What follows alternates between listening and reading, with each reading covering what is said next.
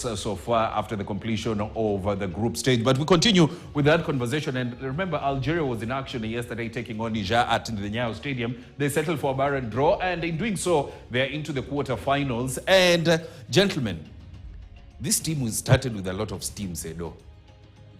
Yes. Remember the first game, they hit Uganda 3-0. Then from there, they went to settle for 1-1 draw, then another draw.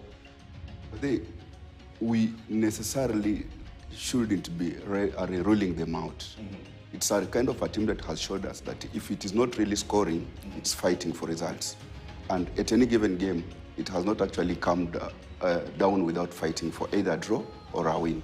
And how they grind their points, they're just sluggish at some point, but they end up scoring. And you see, it does not necessarily rely on only one player to score. It has dotted players who really score. Even their central defenders, when they surge up front, they go for those set pieces with minds of getting goals and coming back to defend. So as to say, and as I've been thinking, these teams, including this Algeria, the teams that have actually qualified as number 2 into their groups, and they have realized that now they are deep into the tournament, is when they are starting their tournament. And they will start their tournament with an aim of either finding themselves into final or taking that trophy. Their seriousness has just started. And remember, their energy, these are a team that you cannot talk about the depth.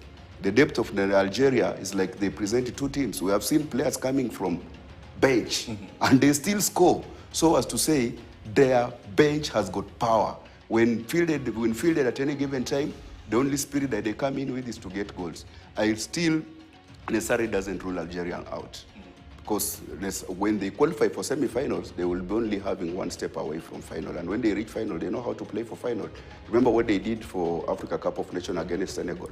They can remember they're losing finalists. If they happen to score 1 goal, they can sit back for the entire 90 minutes and end up winning that game. They are a team that knows tactics to win tournaments. We need to be careful about it.